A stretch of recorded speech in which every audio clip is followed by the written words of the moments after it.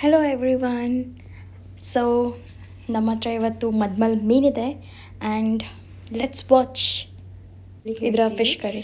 So ಇದನ್ನು ನಾನಿವತ್ತು fish curry ಮಾಡ್ತಿದ್ದೀನಿ. ನನ್ನ ಹತ್ರ ಆಲ್ರೆಡಿ ಕರಿ ಗ್ರೇವಿ ರೆಡಿಯಾಗಿತ್ತು ಫ್ರಿಜ್ನಲ್ಲಿ.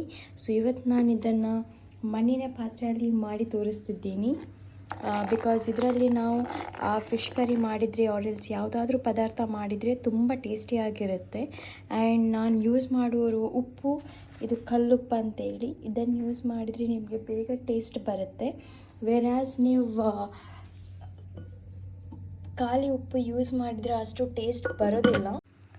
ನಾನಿವಾಗ ಬಾಯ್ಲ್ ಬರಲಿಕ್ಕೆ ಕಾಯ್ತಿದ್ದೀನಿ ಬಿಕಾಸ್ ನಾನು ಉಪ್ಪು ಹಾಕಿದ್ದಷ್ಟೇ. ಸೊ ಒನ್ಸ್ ಅದು ಬಾಯ್ಲ್ ಆದ ನಂತರ ನಾನು ಫಿಶ್ಗಳನ್ನು ಕರಿಗೆ ಹಾಕ್ತೀನಿ. ಓಕೆ, ನೀವು ಎನಿಸ್ತಿರ್ಬೋದು ಇದು ಜಸ್ಟ್ ಗ್ರೇವಿ ಇದೆ, ಇದರಲ್ಲಿ ಟೊಮ್ಯಾಟೊನೂ ಇಲ್ಲ ಆರ್ ಆನಿಯನ್ ಕೂಡ ಇಲ್ಲ ಅಂತೇಳಿ. ಇಂಥ ಫಿಶ್ಗೆ ನಾವು ಟೊಮೆಟೊ ಆಗಲಿ ಆನಿಯನ್ ಆಗಲಿ ಆ್ಯಡ್ ಮಾಡೋದಿಲ್ಲ, ಬರೀ ನಾವು ಪ್ಲೇನ್ ಫಿಶ್ ಮಾತ್ರ ಆ್ಯಡ್ ಮಾಡೋದು. ಸೊ ಅದಕ್ಕಾಗಿ ನಾನು ಏನು ಕೂಡ ಆನಿಯನ್ ಆಗಲಿ ಟೊಮೆಟೊ ಆಗಲಿ ನಾನು ಆ್ಯಡ್ ಮಾಡ್ತಾ ಇಲ್ಲ, ಜಸ್ಟ್ ಪ್ಲೇನ್ ಗ್ರೇವಿ ಅಷ್ಟೇ. ಬಾಯ್ಲ್ ಆಗ್ತಾ ಇದೆ. ಸೊ ಇವಾಗ ನಾನು ಫಿಶ್ ಹಾಕ್ತೇನೆ ಇದಕ್ಕೆ.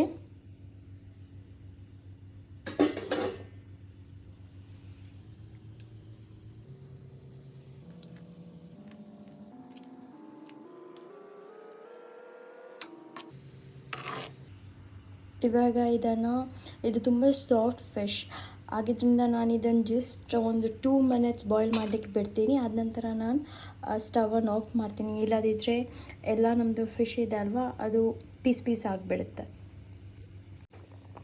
ನೋಡಿ, ಇವಾಗ ಮೀನು ಹಾಕಿದ ನಂತರ ಕುದಿ ಬರ್ತಾ ಇದೆ. ಸೊ ಗ್ಯಾಸ್ ಬಂದ್ ಮಾಡೋದು ಇವಾಗ. ಅದಕ್ಕಿಂತ ಮುಂಚೆ ಒಮ್ಮೆ ಚೆಕ್ ಮಾಡುವ ನಾವು, ಬಿಕಾಸ್ ನೋಡಿ ಹೀಗೆ ಬ್ರೇಕ್ ಆಗಿಬಿಡುತ್ತೆ. ಸೊ ನಾನಿವಾಗ ಸ್ಟವನ್ನು ಆಫ್ ಮಾಡ್ತಿದ್ದೀನಿ.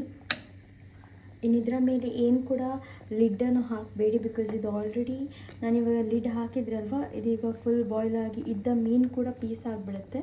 ಸೊ ಇದನ್ನು ಜಸ್ಟ್ ಹೀಗಲೇ ಬಿಟ್ಬಿಡ್ತೀನಿ. ಅದ ನಂತರ ನಾನು ಲಿಡ್ಡನ್ನು ಮುಚ್ಚಿಬಿಡ್ತೀನಿ. ಇವಾಗ ನಾನು ಮುಚ್ಚೋದಿಲ್ಲ, ಇದನ್ನು ಜಸ್ಟ್ ಹೀಗೆ ಬಿಟ್ಬಿಡ್ತೀನಿ. ಅದು ಸ್ವಲ್ಪ ಅದರಷ್ಟಕ್ಕೆ ಬಾಯ್ಲ್ ಆಗಿ ಅದ ನಂತರ ಆಫ್ ಆಗಿಬಿಡುತ್ತೆ. Okay, thank you so much guys for watching my video. ನಿಮಗೆ ವಿಡಿಯೋ ಇಷ್ಟ ಆದರೆ ಲೈಕ್ ಮಾಡಿ, ಶೇರ್ ಮಾಡಿ, ಸಬ್ಸ್ಕ್ರೈಬ್ ಮಾಡಿ.